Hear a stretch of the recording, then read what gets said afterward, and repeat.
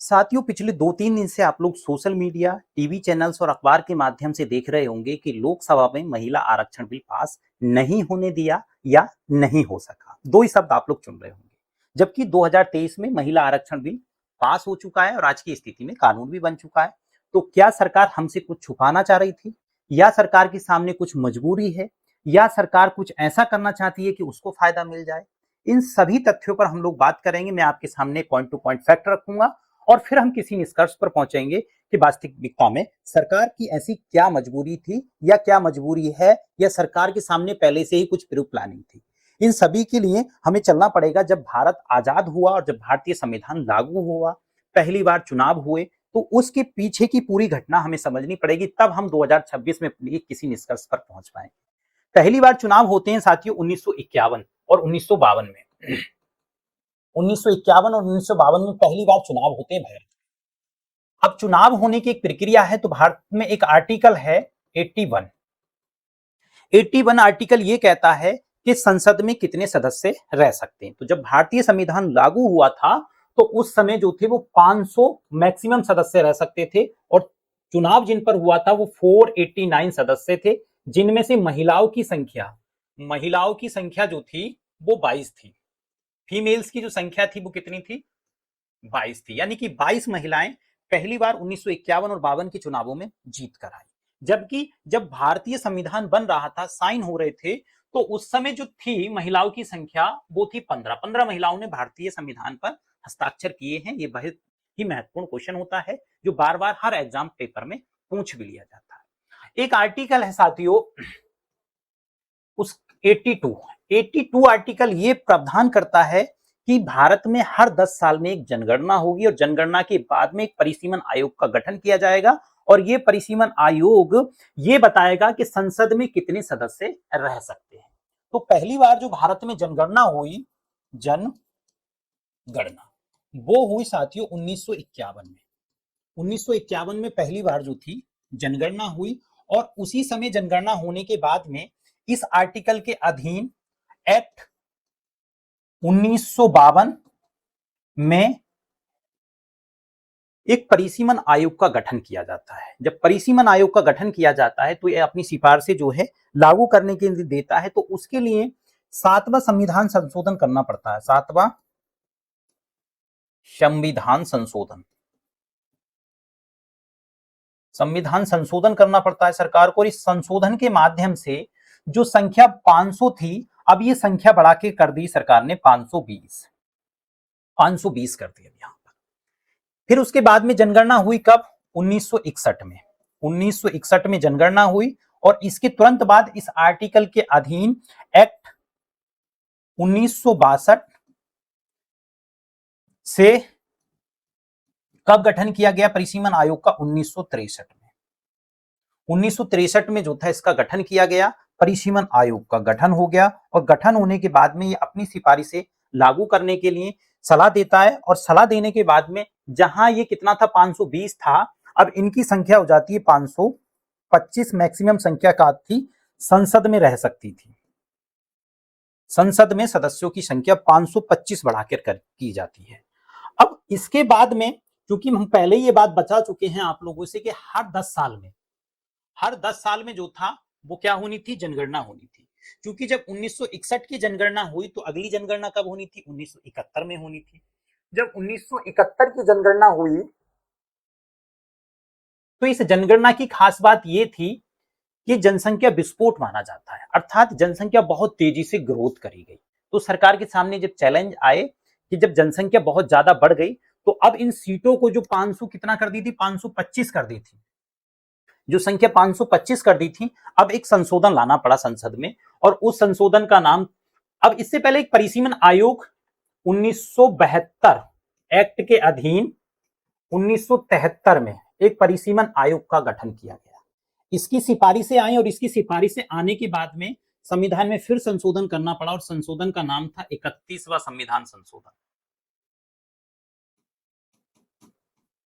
31वां संविधान संशोधन हुआ, और इसमें प्रोविजन किया गया जो 500 कितनी थी? 25 सीटें थी, 525 सीटें थी, इनको बढ़ाकर अब सरकार ने कर दिया 545 और मैक्सिमम सीटें रह सकती थी 550, अभी तक की ये थी।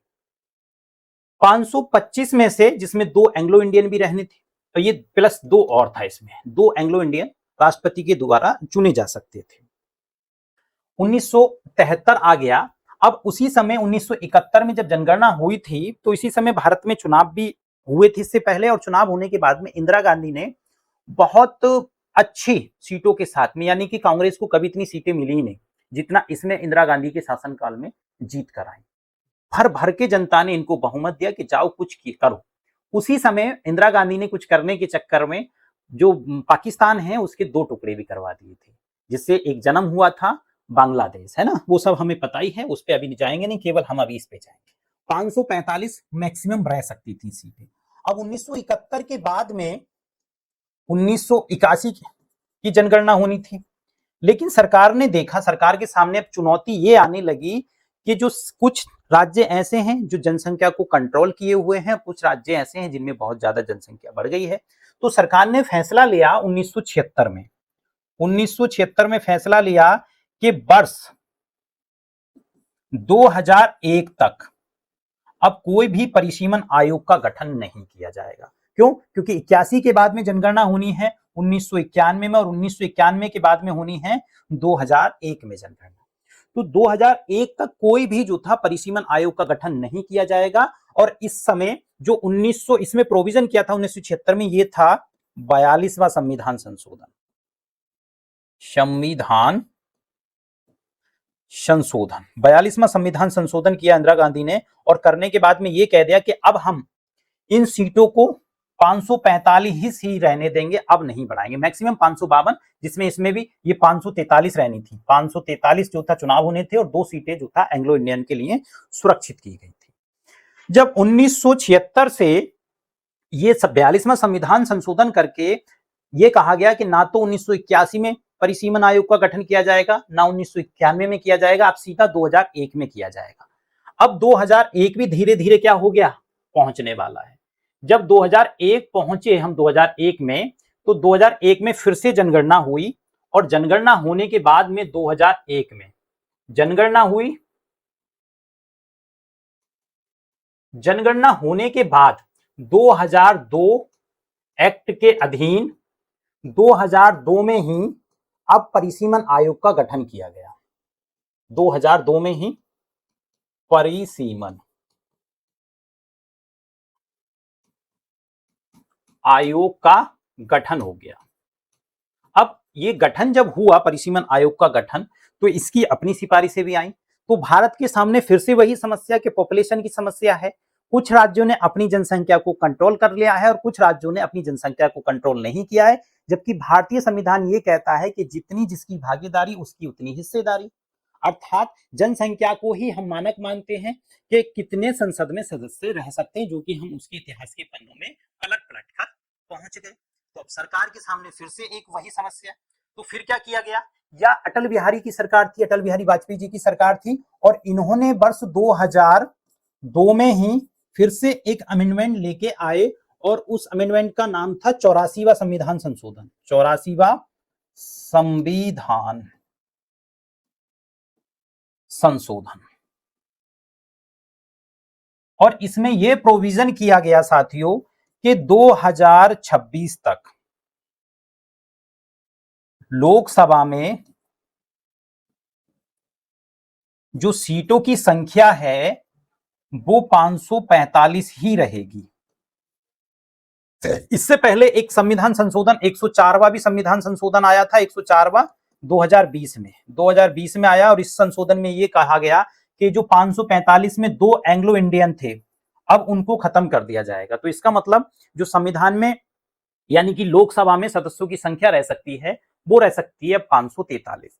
ये बढ़ा के कब कर दिया गया, 84वां संविधान संशोधन 2026 तक। अभी हम वर्तमान में जो है 2026 में ही है।